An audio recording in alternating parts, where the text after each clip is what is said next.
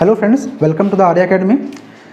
भारतीय संविधान का जो टॉपिक हमारा चल रहा था, भारत का संवैधानिक विकास, उसी में हमारा जो एक अगला एक्ट है वो है आपका 1853 का एक्ट, 1853 का एक्ट। चलिए तो इस एक्ट पर चर्चा करते हैं हम। ये ब्रिटिश भारत का अंतिम चार्टर था। क्लियर है? 1853 का एक्ट ब्रिटिश भारत का अंतिम चार्टर था। क्लियर है? तो अंतिम राजलेख अगर एग्जाम में पूछता है कि ब्रिटिश भारत का अंतिम राजलेख या फिर अंतिम चार्टर कौन सा है, तो वो कौन सा है? आपका 1853 का एक्ट है। क्लियर है? चलिए तो देखते हैं इसके कारण। तो कारण की बात करें अगर हम, तो भारत में बनी संस्थाएं, अब देखिए कांग्रेस के बनने के पहले भी, क्लियर है, बहुत सी संस्थाएं क्या थी, भारत में बन चुकी थी। और यही संस्थाएं जिसको हम हिस्ट्री में पढ़ेंगे डिटेल में, क्लियर है। तो भारत में बनी संस्थाएं क्या कर रही हैं? ये प्रतिनिधि लोकतंत्र की मांग कर रही हैं। क्लियर है कि भारतीयों को भी क्या किया जाए, शासन या फिर प्रशासन करने क्या दिया जाए, शासन करने क्या किया जाए, उनको भी मतलब शासन में शामिल किया जाए। क्लियर है? तो जो प्रतिनिधि लोकतंत्र कहने का मतलब क्या है कि जनता क्या करेगी, अपने प्रतिनिधि क्या करेगी, चुनकर कहाँ पर भेजेगी?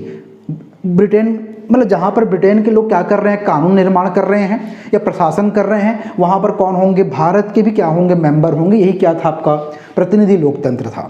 क्लियर है? तो इसकी मांग उठने लगी, ये पहला कारण होगा।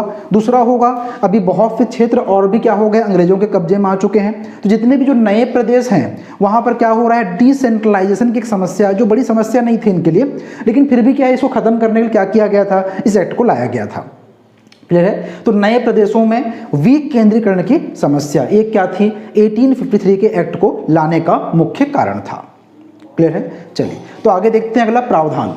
तो प्रावधान में देखिए आप कि विधायी का पहले क्या हो रहा था कि कंपनी जो थी, जो शासन कर रही थी, साथ में क्या कर रही है, मतलब जो प्रशासन कर रही है, तो विधायी कार्य मतलब जो कानून निर्माण संबंधी कार्य हैं, और जो कौन से कार्य हैं, जो प्रशासनिक कार्य हैं, इनमें कोई भी क्या नहीं था, अलगाव नहीं था। कहने का मतलब क्या था कि गवर्नर क्या कर रहा है, कानून बना दे रहा है, किसके लिए? पूरे भारत के लिए।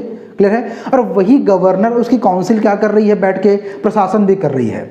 क्लियर है? तो मतलब यहाँ पर कुल मिला के ये था कि विधायी कार्य और प्रशासनिक कार्यों में किसी प्रकार से क्या नहीं था, एक पृथकता हमको नहीं दिखती थी इसके पहले के किसी भी एक्ट में। तो यहाँ पर क्या किया गया, इस एक्ट में पहला प्रावधान यही किया गया है कि विधायी कार्यों को और प्रशासनिक कार्यों को क्या किया जाए, पृथक किया जाए। अब देखिए इसके लिए क्या किया गया कि विधि निर्माण के लिए, क्लियर है, भारत में एक अलग से, यहाँ पर एक पॉइंट अब देखिएगा इसमें, इस वर्ड को यहाँ पर अलग से लिखा गया है। क्लियर है? तो विधि निर्माण के लिए भारत में एक अलग से क्या किया गया, 12 सदस्यीय विधान परिषद की स्थापना की गई। क्लियर है? 12 सदस्यीय विधान परिषद की स्थापना की गई है। अब ये जो 12 मेंबर हैं, ये क्या करेंगे, इनका काम क्या है कि देश के लिए क्या करना, विधि का निर्माण करना। और ये जो 12 मेंबर होंगे, ये कौन होंगे? ये जो हैं, ये विभिन्न क्षेत्रों और प्रांतों के क्या थे, ये जो भारत के जो विभिन्न क्षेत्र और प्रांत थे, जो ब्रिटिश क्षेत्र थे, उनके क्या थे, ये प्रतिनिधि हुआ करते थे। क्लियर है? तो आप समझ सकते हैं यहाँ पर कि विधि निर्माण के लिए भारत में क्या किया गया है, एक अलग से 12 सदस्यीय विधान परिषद की स्थापना की गई है। और इनका कार्य क्या था कि देश के लिए क्या किया जाए, विधि का निर्माण किया जाए। क्लियर है? और देखिए विधि का निर्माण कौन करेगी, ये विधान परिषद करेगी, लेकिन इसको एक्ट बनाने के लिए गवर्नर जनरल की अनुमति क्या है, आवश्यक है। क्लियर है? अगर इसको अधिनियम बनाना है तो इसके लिए क्या चाहिए आपको, गवर्नर की अनुमति आवश्यक है। आप समझ सकते हैं कि पहले एक्ट बनाने के लिए क्या करना पड़ता है आपको, पहले जो है क्या होता है, जो प्रस्ताव आते हैं कानून बनाने के लिए, उस प्रस्ताव को हम क्या कहते हैं, विधेयक कहते हैं। अगर वो विधेयक क्या हो जाए, पास हो जाए, कहाँ पर, आपके लोकसभा में, राज्यसभा में, और राष्ट्रपति उस पर क्या कर दे, अपने हस्ताक्षर कर दे, तो वो जो विधेयक था, जो बिल था, वो बिल अथवा विधेयक क्या बन जाता है, वो एक्ट, अधिनियम, या फिर क्या बन जाता है, कानून। तो वैसे ही यहाँ भी है, ये भी क्या करेंगे, कानून बनाने के लिए क्या करेंगे, प्रस्ताव तो लेकर आएंगे, वो विधेयक लेकर आएंगे। क्लियर है? इसकी शक्ति इन्हें मिली हुई है, लेकिन उसको कानून बनाना है कि नहीं बनाना है, ये किस पर निर्भर करता है, ये गवर्नर जनरल पर निर्भर करता है। क्लियर है? तो गवर्नर यहाँ पर क्या कर सकता है, इसको वीटो भी कर सकता है। क्लियर है? क्या कर सकता है, इसको गवर्नर यहाँ पर वीटो भी कर सकता है। क्लियर है? गवर्नर यहाँ पर क्या कर सकता है, इसको वीटो भी कर सकता है। बन जाएगा इतना आपका। चलिए आगे देखिए आप यहाँ पर कि बंगाल में क्या किया गया है, प्रशासनिक कार्यों को करने के लिए एक लेफ्टिनेंट गवर्नर की नियुक्ति की गई है। इसके पहले भी क्या है कि जो प्रशासक मंडल है आपका, जो एडमिनिस्ट्रेटिव काउंसिल जो बनी हुई थी, वो यहाँ पर क्या प्रशासनिक कार्य कर रही थी और कर भी रही है इस एक्ट तक, यहाँ तक क्लियर है। लेकिन उनके दबाव को थोड़ा और कम करने के लिए क्या किया गया है कि एक लेफ्टिनेंट गवर्नर की भी नियुक्ति कहाँ पर कर दी गई है, बंगाल में कर दी गई है। अगला देखिए यहाँ पर आप, यहाँ पर इसके पहले के एक्ट में, मतलब 1833 के एक्ट में विधि सदस्य को क्या किया गया था, अस्थायी बनाया गया था। यहाँ पर क्या कर दिया गया, उसको स्थायी कर दिया गया। क्लियर है। अगला देखिए आप, कंपनी के जो क्या थे आपके जो एम्प्लॉय थे, उनकी नियुक्ति किसके माध्यम से, कॉम्पिटिटिव एग्जाम के माध्यम से, प्रतियोगी परीक्षाओं के माध्यम से की जाने लगी। तो आप समझ सकते हैं कि कॉम्पिटिटिव एग्जाम का महत्व क्या होता है। तो एक योग्य कर्मचारी यहाँ पर क्या होंगे, चुनकर आएंगे। क्लियर है। तो ये क्या थे, इसके प्रमुख प्रावधान थे। तो आप देख सकते हैं जहाँ पर सबसे इंपॉर्टेंट जो प्रावधान था वो क्या था यहाँ पर, कि जो प्रतिनिधि लोकतंत्र की जो मांग उठ रही थी उसे कुछ मात्रा तक, कुछ हद तक क्या कर दिया गया, सॉल्व किया गया। किसके द्वारा, अंग्रेजों के द्वारा। कि वहाँ पर भारत में एक अलग से क्या किया गया, कानून बनाने के लिए अलग से 12 सदस्यीय विधान परिषद की स्थापना की गई। क्लियर है। तो इसमें भारतीय मेंबर भी हुआ करते थे। क्लियर है। तो इसमें मेंबर कौन थे आपके, जो विभिन्न क्षेत्रों प्रांतों क्या थे, जो प्रतिनिधि थे, उन्हें क्या किया गया था, इसमें बनाया गया था। अब देखिए इसको समझने के लिए आप ध्यान दीजिए, जो विधान परिषद है आपका, क्लियर है। तो विधान परिषद मतलब क्या है, यहाँ पर क्या बोलना चाह रहा है, तो इसे हम थोड़ा आसान भाषा में समझते हैं। तो आपने इसके पहले जो एक्ट थे उसमें आपने देखा था कि गवर्नर जनरल, क्लियर है, और उस मतलब गवर्नर जो काउंसिल थी, ठीक है, जिसे हमने क्या नाम दिया था, प्रशासक मंडल नाम दिया था। तो गवर्नर जनरल, और उसमें कितने मेंबर, पहले 4 मेंबर थे, फिर 3 मेंबर हुए, अभी कितने मेंबर हैं, 3 सदस्य, साथ में एक चौथा मेंबर कौन, विधि सदस्य, जिसे अभी स्थायी कर दिया गया है, विधि सदस्य। क्लियर है। तो ये गवर्नर जनरल और उसके कितने, 4 मेंबर। क्लियर है। और उसके अलावा यहाँ पर क्या हो गए हैं आपके, यहाँ पर जो है भारतीय मेंबर भी हैं और अंग्रेज मेंबर भी हैं। क्लियर है। तो मैं सीधा यहाँ पर भारतीय सदस्य लिखता हूं, मैं भारतीय सदस्य। ठीक है। अब देखिए, तो governor general plus 4 member plus 12 member, जिसमें कौन है आपके, भारतीय मेंबर भी हैं। क्लियर है। इस पूरे को मिला के क्या कहते हैं हम, विधान परिषद।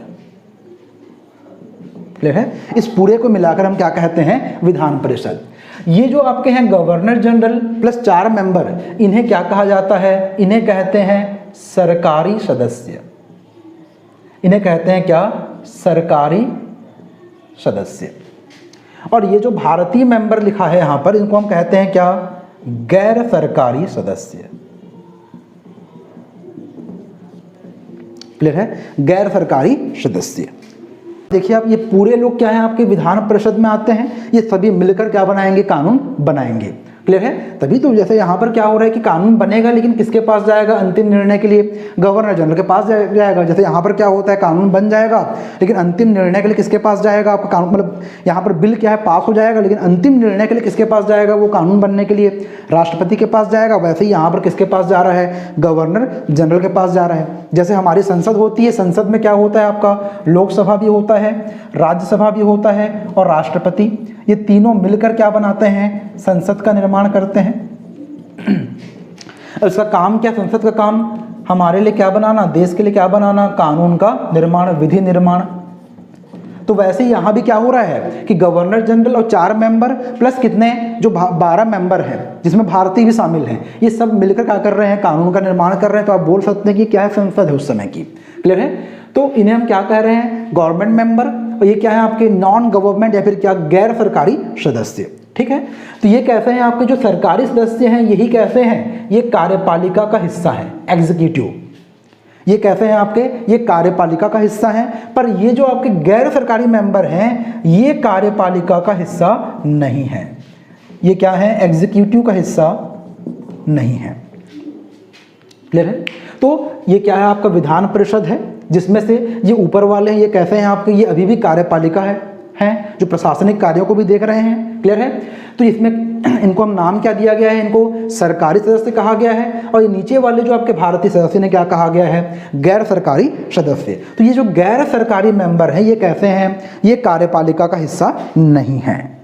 क्लियर है। चलिए देखिए इसमें इस एक्ट का महत्व, अगर हम इस एक्ट के महत्व की बात करें तो कहीं ना कहीं पर क्या हुई है कि अगर भारतीय मेंबर्स को शामिल किया गया है कानून निर्माण की संस्था में, तो वो क्या हो जाएगा कि उन्हें भले ही जैसा भी मिले, लेकिन कैसा है, प्रतिनिधि लोकतंत्र की यहाँ पर क्या हो गई है, शुरुआत हो गई है। दूसरा क्या है, भारत में संसद की शुरुआत। तो आप देख सकते हैं जैसे हमने एग्जाम्पल दिया यहाँ पर संसद का, क्लियर है, तो वैसे ही यहाँ पर लोकसभा, राज्यसभा, राष्ट्रपति, तो वैसा ही यहाँ भी तो क्या है, ये भी कानून निर्माण करने वाली एक संस्था है। और अंतिम निर्णय किसके पास है, गवर्नर जनरल के पास, जैसे यहाँ पर किसके पास था, राष्ट्रपति के पास था। तो आप देख सकते हैं कि इसे हम क्या कह सकते हैं, संसद कह सकते हैं। तो भारत में संसद की शुरुआत। अगला देखिए, प्रतियोगी परीक्षाओं के माध्यम से क्या हो रहा है, चुनाव हो रहा है। तो प्रतियोगी परीक्षाओं का महत्व आप समझ सकते हैं। यहाँ पर जो भी कर्मचारी या फिर अधिकारी नियुक्त होकर आएंगे भारत, वो कैसे होंगे, वो योग्य कर्मचारी होंगे, क्लियर है। तो योग्यता के लिए क्या किया गया, यहाँ पर प्रतियोगी परीक्षाओं की भी क्या हो गई है, शुरुआत हो गई है। किसके लिए, कंपनी के कर्मचारियों के लिए। पर अभी भी ये परीक्षा कहाँ पर हो रही है, भारत में नहीं हो रही है। कहाँ पर होती है, ये लंदन में होती है, क्लियर है। चलिए इस एक्ट की कमियां देख लीजिए। इस एक्ट की सबसे बड़ी जो कमी थी वो ये थी कि ये 1853 में ये एक्ट आया, पर 1857 में क्या होगा आपका, 1857 में क्रांति होगी।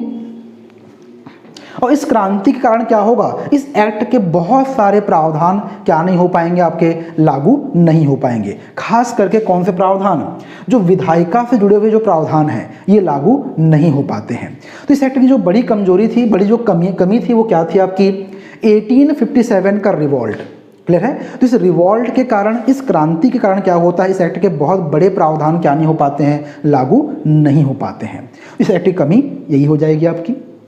तो आप देख सकते हैं इस एक्ट में कि कारण, प्रावधान, क्लियर है, महत्व और कमियां।